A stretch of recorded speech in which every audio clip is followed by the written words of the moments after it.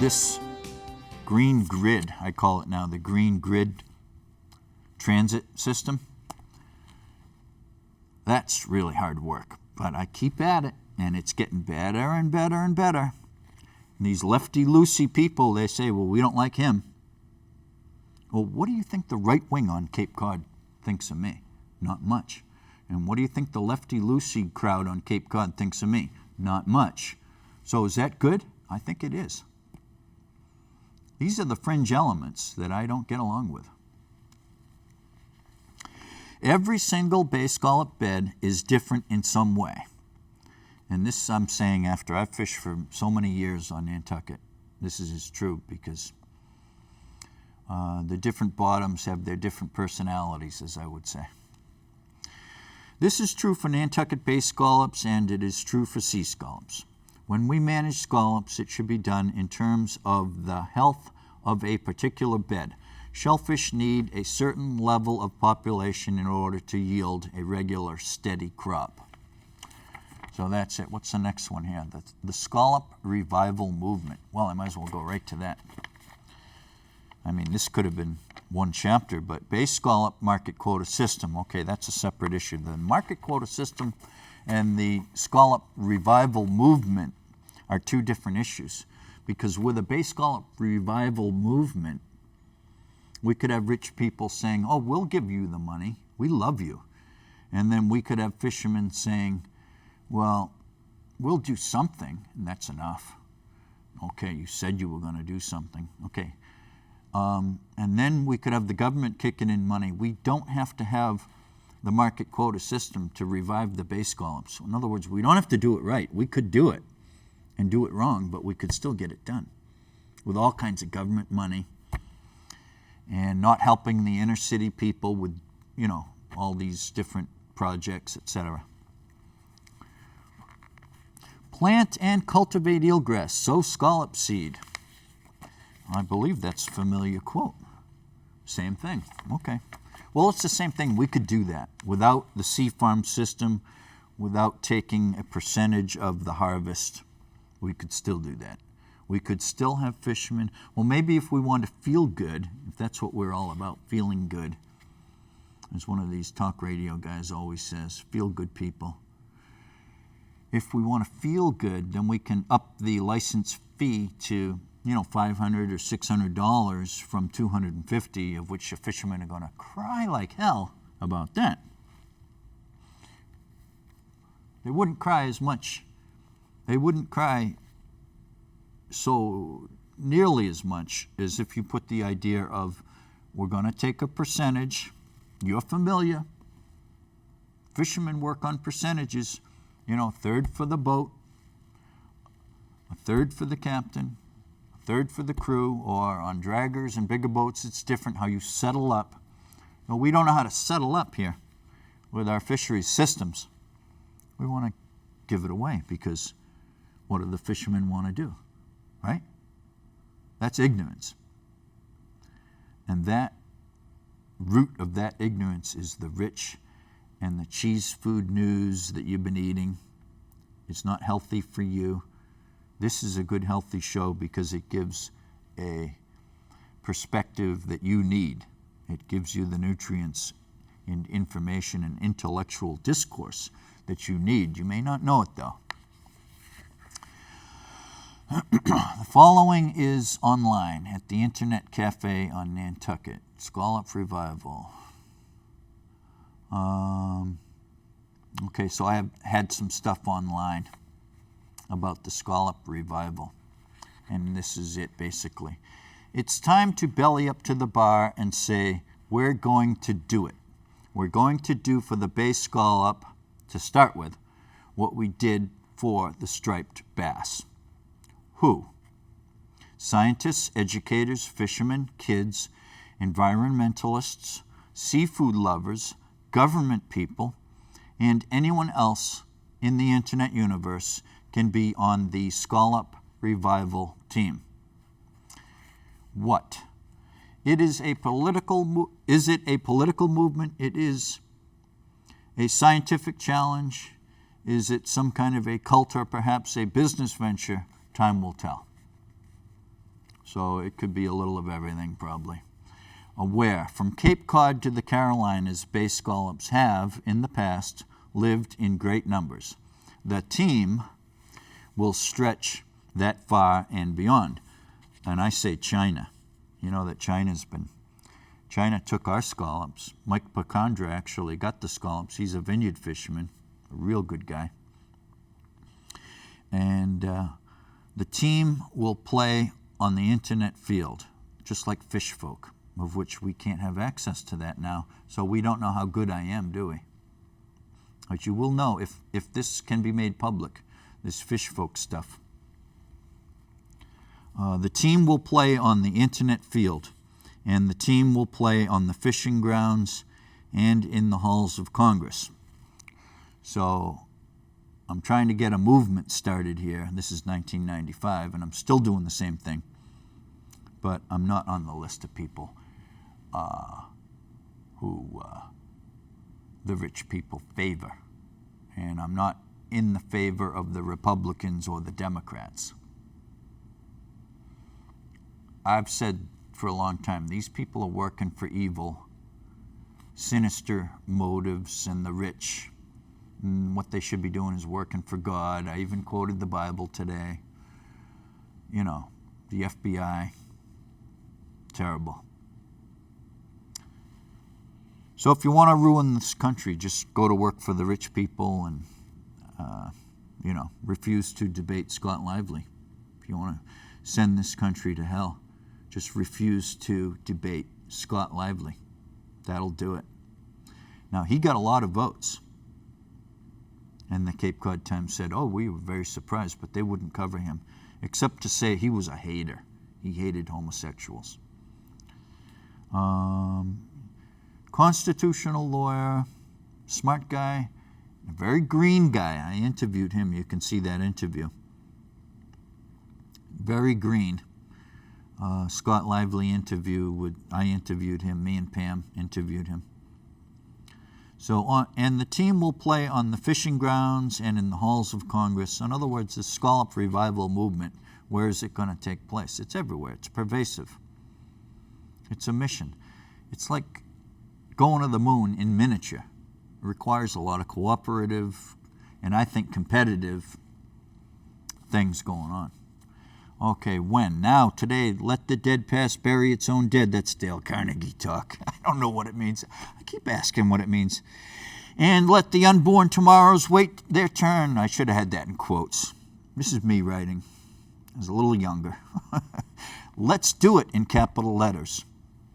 The time to revive the species and the time to rebuild our fisheries is now. Well, that didn't go anywhere. I keep plugging away, though. Why? The bay scallop is more than just a cash crop for fishermen. It is a supercritical component for the eco-stability of the inshore marine system. And they taste a bit of okay. And they are fun to catch, and they are beautiful. How? The team will break the mission down into 4 basic areas of specialty. A balanced approach is what it takes to get a job like this done.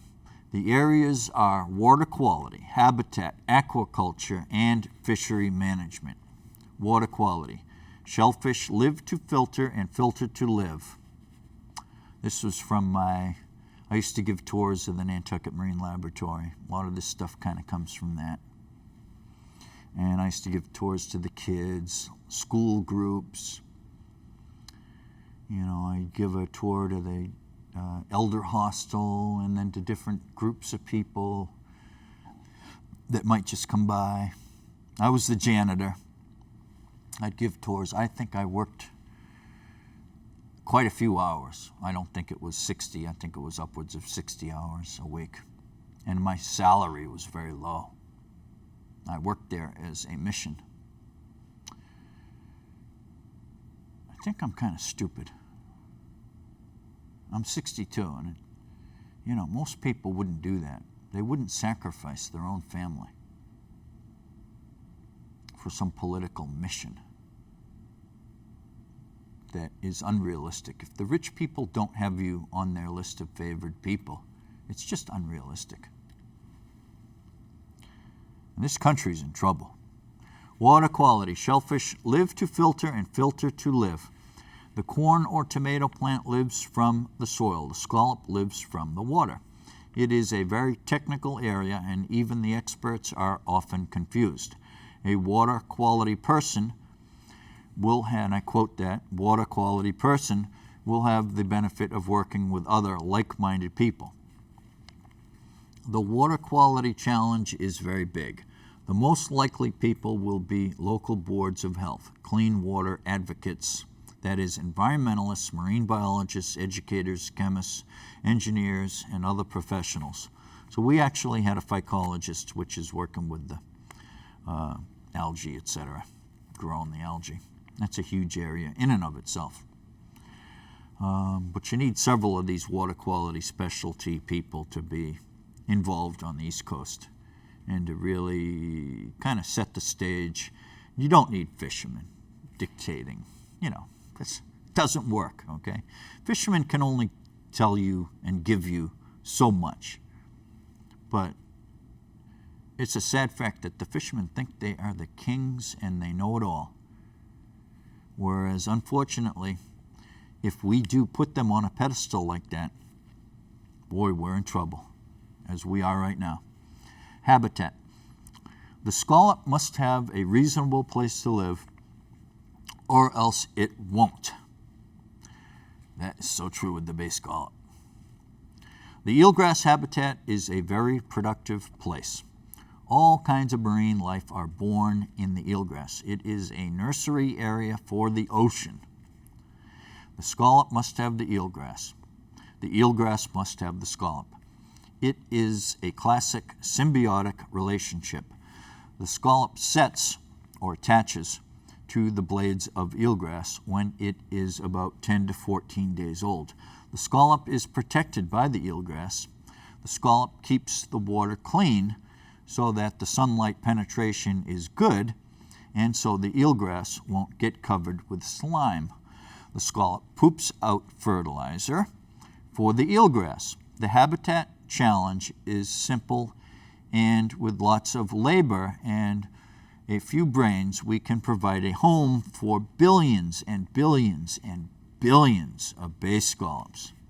And I threw out a number when I ran for selectman a couple years ago that Harwich, Dennis, and Yarmouth could have, with the offshore grounds, in conjunction with offshore bay scallop grounds, which I got into on some of my shows. That is eelgrass cultivation mostly, but it does include bay scallops. That we could have $30 million industry, which is inclusive of the landings of the bay scallops and on also things like the eelgrass industry. Let's say if you recognize that the John Deere industry and the machinery for a farm is part of the agricultural industry, then you would also concur that the eelgrass industry is part of the fisheries industry, but only you would concur if you were in the frame of sea farm mindedness, which is where I'm coming from. If you're of the frame of mind, what do the fishermen want to do, which I don't suggest is a good place for this country to be, well, then nothing that I get into is really possible at all. Like I was saying, if we want to do this without the sea farm system, but we're not going to do it without the sea farm system. Let's be practical. People aren't going to sign up to just keep helping fishermen and doing everything for the fishermen and spending good money after bad for the fishermen. Fishermen have wasted the habitat, the stocks, and the moral values of Cape Cod with all their shenanigans about hurrah for me and the hell with you, as my dad would say, that kind of an attitude. Like, I'll lie and you swear to it, that kind of thing. My dad used to say that too, as he was explaining things to me. So the fishermen over the years have explained things to you. Where's it gotten you?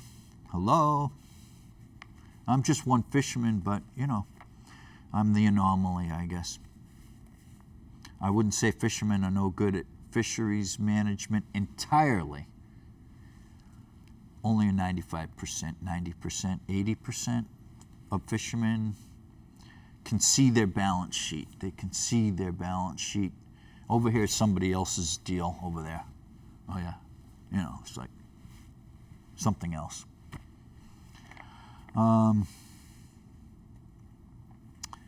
So the scallop poops out fertilizer for the eelgrass. And as I would show this to people, you know, people have never seen this. People, Nantucketers, Cape Codders, have never really seen this. I used to see it because I had an aquarium with every living thing under the sun, salt water. When I was a little kid, I used to fish and I'd collect everything and watch everything. But people generally would not be aware that the scallop poops out a big long string, and that's called feces and pseudo-feces. And what that does is it's a top dressing that enriches, it's a fertilizer for the eelgrass, and it's kind of like a sausage. It comes out in a long string. Okay.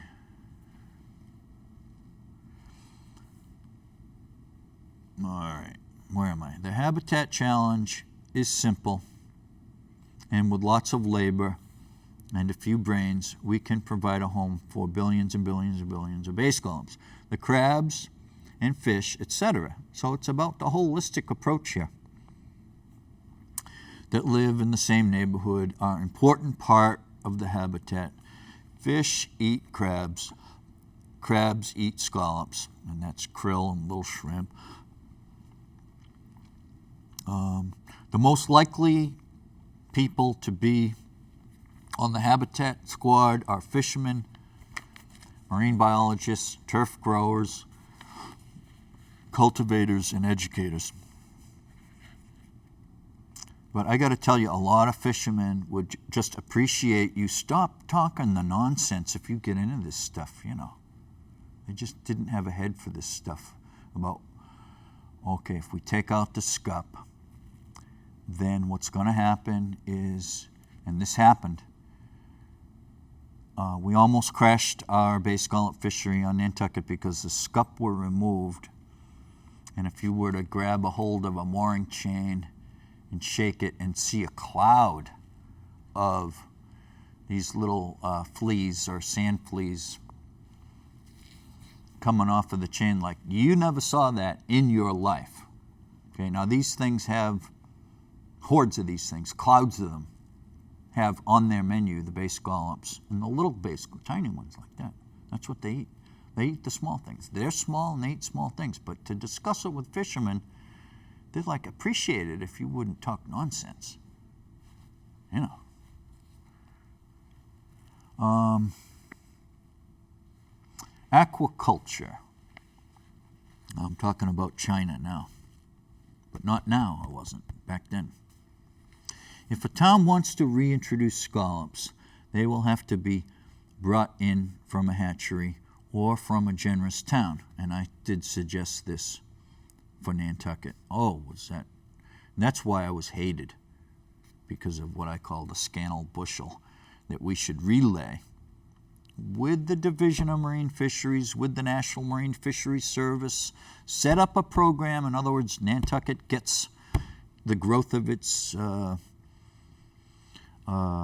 marine laboratory, the hatchery. I mean, I wasn't stupid back then. I was saying we got to do a deal here, and we got to rebuild this fishery. We're in good position to help do that and to profit from that, big time. But no. All they could see was, you know, in their stupid heads, like, no. I mean, we didn't go to A, B, C, D and do any reasoning at all. None. Too bad.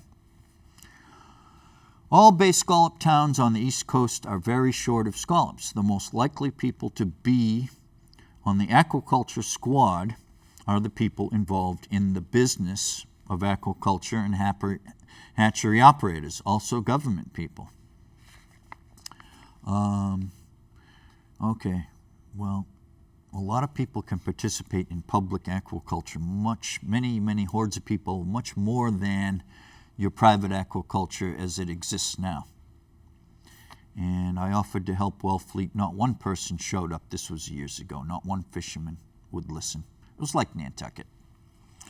And now Wellfleet is purchasing their real estate under the ocean there for millions of dollars because they didn't handle things right. Like Rhode Island, they mishandled these grants and permits. And Rhode Island really got stung bad. You think Wellfleet got hurt. But the answer for Wellfleet is this sea farm system, such that Wellfleet can be pushing their bigger oysters very sensibly and economically, rather than these little snotty little summer oysters that are just barely big enough to sell. I don't believe in that kind of thing. I'm kind of odd. I really don't believe in oysters in the summer. And we got really good oysters out of Witchmere Harbor. Oh my God. They were so good. So some places are capable of growing a really plump and sweet and tasty oyster. And some places like Herring River never had a good oyster for some reason.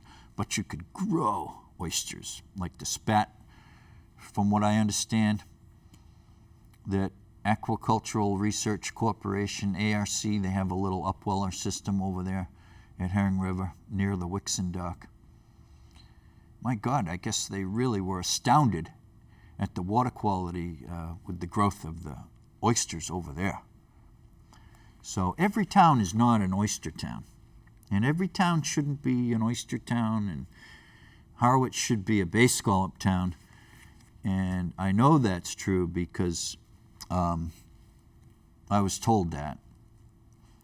And in 1909, a guy named Belding, Belding, and we should all be studying this. I should have this on my show.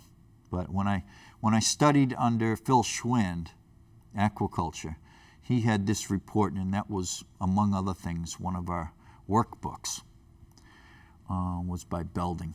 And he was a biologist that did a tour, and he said Harwich had what it took to be a huge bay scallop, town, huge industry. And I totally agree. But we didn't discuss it when I ran for selectman because of the police. I'm in a jam with the police. Do you love the police? Okay, then you don't love me. If the police are working for the rich and you love the police, then it stands to reason you love the rich. You want to do whatever the rich people. See the nose there? Do you see any brown on that nose? No. You won't find it. I'm not a brown noser. I serve God. And I don't even like pastors or priests or anyone else. I just serve God. I don't have a admiration for religion or religious entities or anything like that. And I'm not even a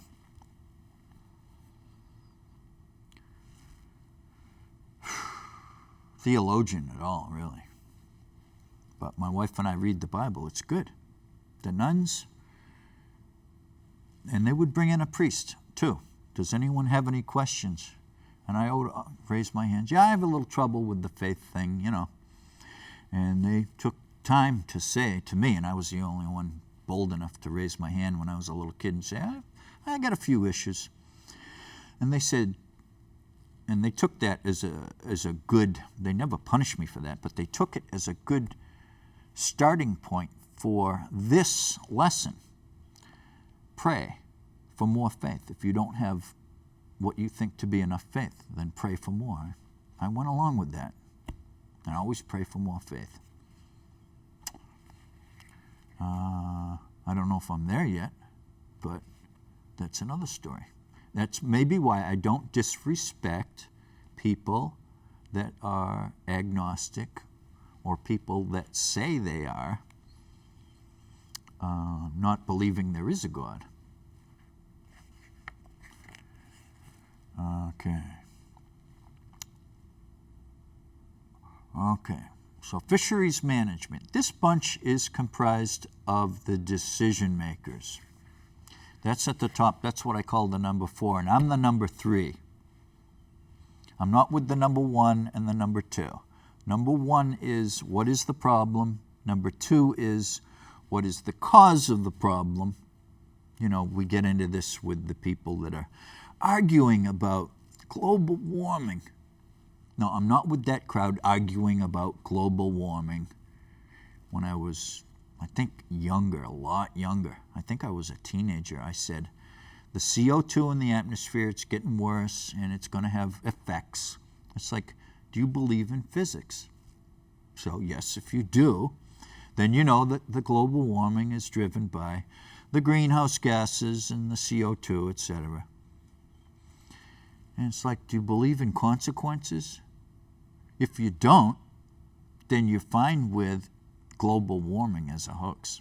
If you don't believe in consequences generally, you can say there are no consequences. Now, these are the people that should be like your lunatic fringe liberals, but it's also true in this case when the fringes line up here. You've also got your lunatic fringe right-wingers who have been spewing this nonsense, garbage, about global warming as a hoax.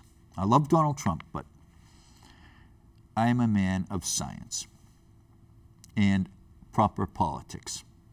And I don't go with the extremes on the left or the right. And I work for God in the middle of the road, and that's all I can tell you. I was raised by nuns. I'm sorry, I'm getting carried away. But I was raised by nuns, you know. And we had 40 minutes of religion a day. My wife didn't. I did. And I think that counts for something. If you're raised with it every day in school, 40 minutes, it might sink in. Possible.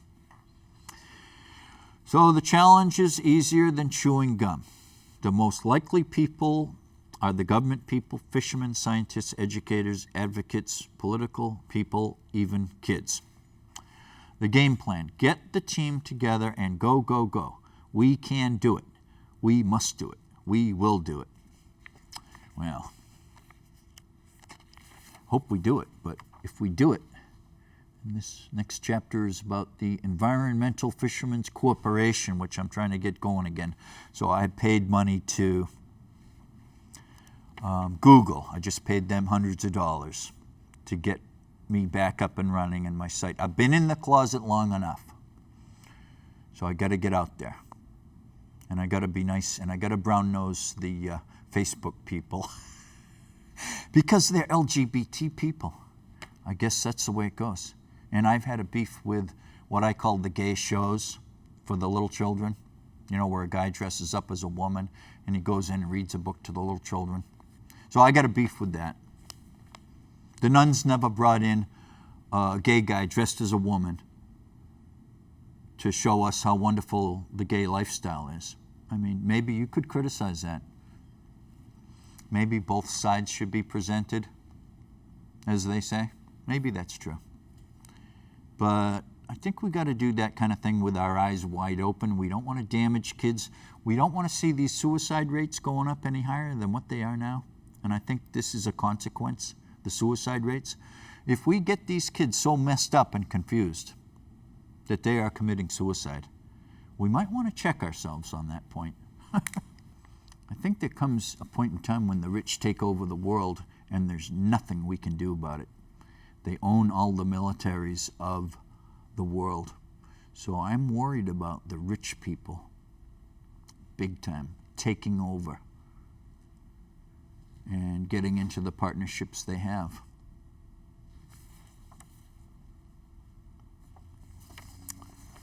So